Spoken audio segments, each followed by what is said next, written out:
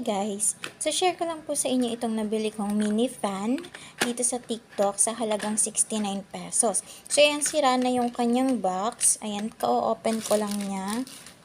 Ayan, then ganito po yung aking kulay na napili. Ayan ang aesthetic ng dating niya guys.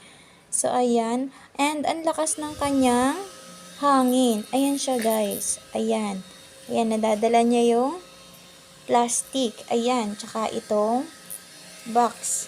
Ayan siya guys. Hindi ko akalain na ganun pala siya kalakas. Kala ko yung pucho-pucho lang siya na na mini fan. And, ayan, sulit pala yung 69 pesos ko sa ganda niya. Ayan.